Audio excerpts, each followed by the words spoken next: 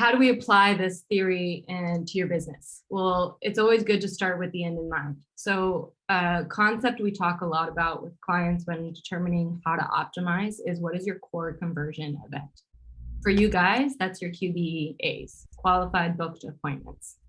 That is the thing that, you know, if I have X number of these, and these are the qualified, right? So going down to segmentation and really knowing specifically who your market niche is.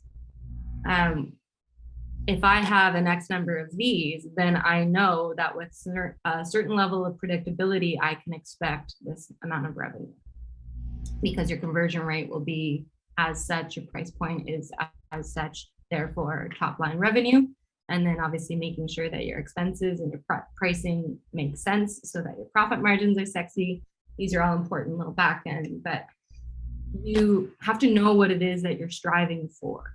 And so for you guys, that qualified booked appointments is that North Star. Now, before that, there's going to be other indicators, leading indicators that you want to have a pulse on. So depending on your channels of interest, TikTok, LinkedIn, YouTube, Facebook, Instagram, whatever, there's going to be indicators as to which of these are notable and worthy.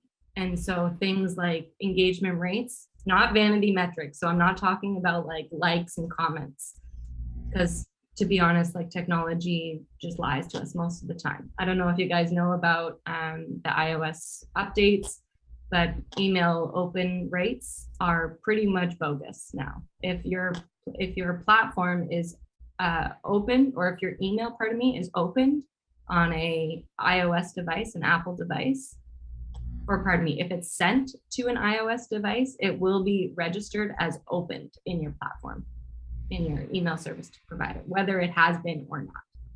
It's just Apple's way of saying, like, stop being nosy about this information. So you have to find meaningful leading indicators. Newsletter opt-ins is a very good one. You know, people who are wanting more information from you. There's all sorts of different ones, different industries. It really depends on what your funnels are.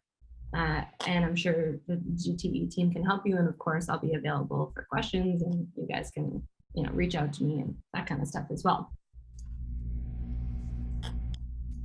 The second thing that you need to do is ask yourself some of the following questions.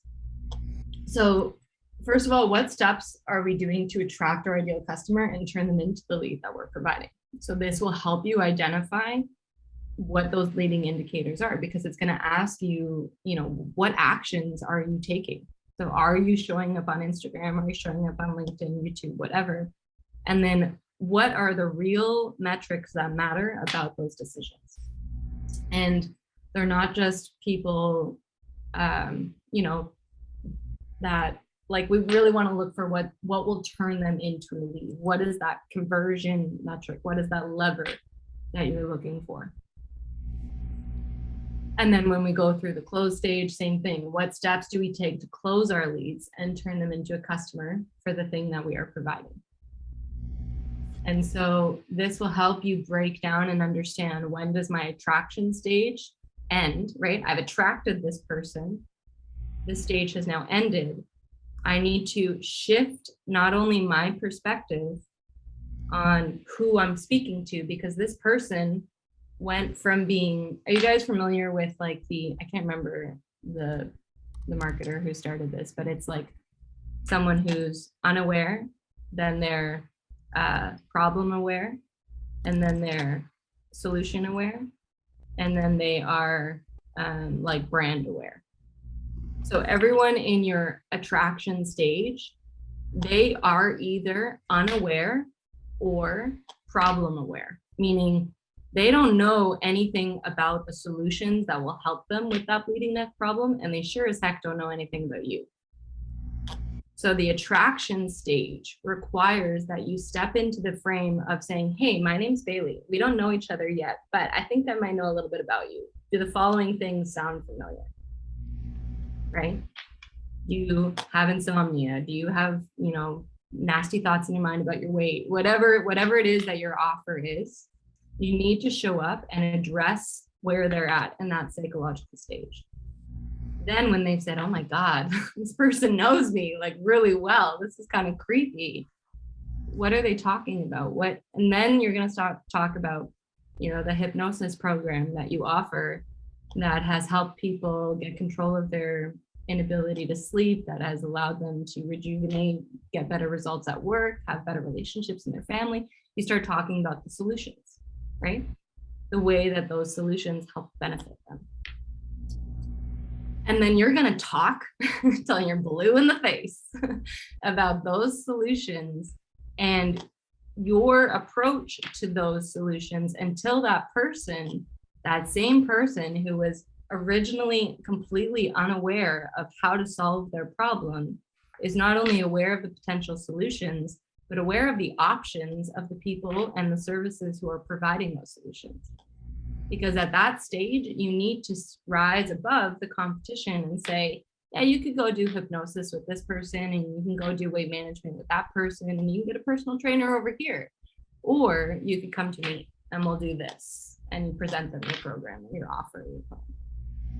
So you're going to continue to only develop and create and deliver the assets, the resources, the communication that the people need in order to address everything that happens in their mind during the assessment or evaluation stage, where they're understanding what their options are and trying to decide whether or not that option that you've created for them is the right fit.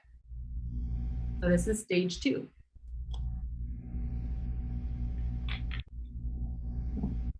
Okay, then you're going to go into the delivery stage. So this is the point where they said, okay, I'm going to go for it. This is, Jessica, here's my credit card. I'm trusting you. And that's an entirely new stage of your business, right? So what systems, processes, people, assets do you have to ensure that that person, from the moment that they hand over their credit card, or send you a PayPal or Stripe or whatever, that they feel seen, heard, that they trust you? You best believe the time people are most ready to bolt is when? Do you guys know? Directly after they've purchased. You guys have heard the term buyer's remorse, right? Something happens, they're so excited, they're so ready to go, and then they put their money where their mouth is, and suddenly they're like, oh my God, that was probably not the good thing. Give me my money back. I changed my mind. My husband's going to kill me. What about my kids' tuition? Whatever the thing, right? And it's your job to make sure that you have the systems, processes, people, assets, whatever in place to say, whoa, now let's remember what you're doing here. You're doing, you have XYZ problem.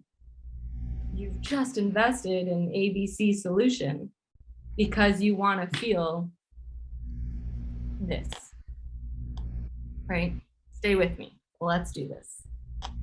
This is an entirely new stage of your business where you deliver value.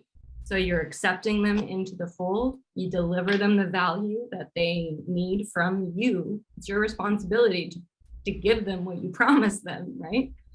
So you have to show up and deliver that value. So what are you doing? What steps are you taking in your business to ensure that they not only see that value, but experience the transformation that you promised? And only when, and I want to so emphasize this, because this is the number one thing where I have to reel all my clients back in, is they're like, okay, what next? What next? But you are only allowed to go into retention or ascension stage of your business when, and only when, these people have received what you've promised them. You have to give them what they bought. And sometimes this is a long process. All of these can take years for some people. At the attraction stage, I'm sure there's people that have been on your email list who have been there for months or years, right? And they are still clicking, they're still engaging with some stuff. It's because they're not ready. They're evaluating. The pain isn't big enough for them. You don't need to exile them from your ecosystem. I have a lot of clients, we have strategies where we remove, sort of the dead weight from the email list that you're paying for. There are strategies that you can put all sorts of people on a free MailChimp list and just send them like real standard, once a month nurture campaigns if they're really not engaging with you. But if someone is taking their sweet time to get to a place where they say, okay, I'm ready, you gotta allow them to take their time to get there.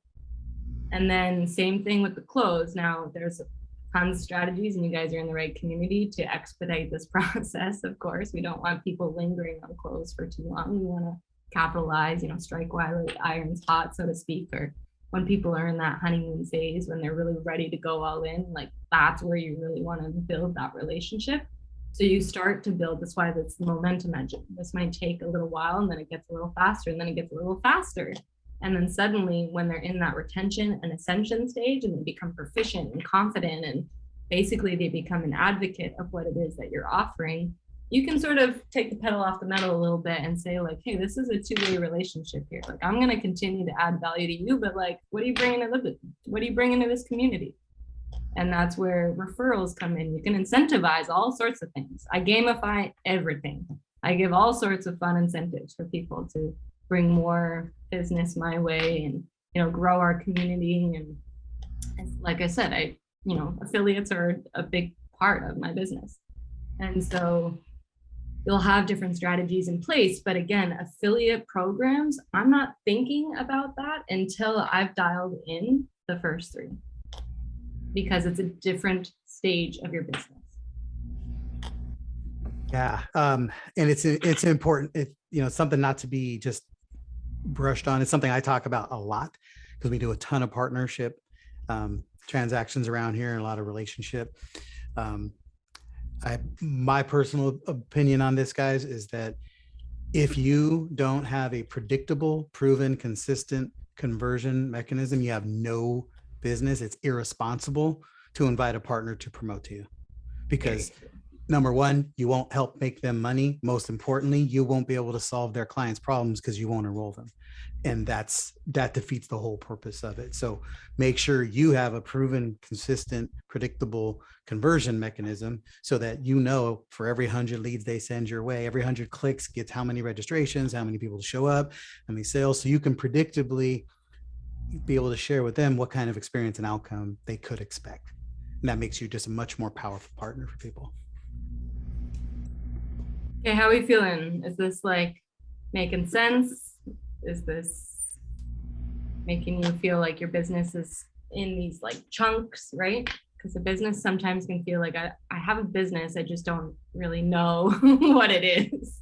I do this thing and I hope it works, right? But your business is not your offer. Your business is the system that supports your offer. Your offer is your goods, your essence, your expertise, right? Is the you part of the business. It's not the business itself. Yes. Okay. So how are we doing, Bailey? Good. Okay. The last couple of things here is, so once you are clear on what these 4 stages are, then you need to start to put in the identifiable kind of features of them. So you're going to list out who's going to be involved in, bringing these different sections to life, and what are the activities or assets or resources required to move people through each stage of this system. Then you're going to set targets for each of these phases. So how many subscribers do I want? How many lead conversions do I want? How many attendees to the webinar do I want, etc. And then it's really important to understand the scaling model. So I work with a guy who did a lot of consulting with Uber, and he taught me this, and it's basically this idea of 1-3-10. So there is obviously a burning ambition to make things grow as quickly as possible. But before something is validated and effective, you need to first take 1 person through it, then 3 people through it, and then 10 people through it. Once, and you can do all of that manually. You don't need to have automations or any of the like fancy bells and whistles in place to validate whether or not this is working. Now, one important distinction about this is that they need to be the same kinds of people or the same kinds of product market fit, right? And so this doesn't mean that, okay, I've taken one person with kind of one pain and one solution, and part of my offer addresses them. And then I've taken 5 other people, but those 5 other people have kind of taken different offers, different sections, different pain points. We want to make sure that you've taken one and then 3 people through it and then 10 people through it. Once you've done that, you've dialed in something that's going to work and that it's scalable. And that at that point, you can invest in, upgrading automations or hiring someone to take some of this work off your plate. But until you've dialed in this 10 times over methodology, you're going to have systems and processes that are constantly changing and evolving, that if you try and build out automations or hire someone to do the job, it's not going to work because they're going to have to be tweaked for every occasion. Does that make sense? Cool. What I said. So tactics and activities you do to move one person through the engine will not be the same when you're moving 30 people through the engine. So we need to validate before you spend that time.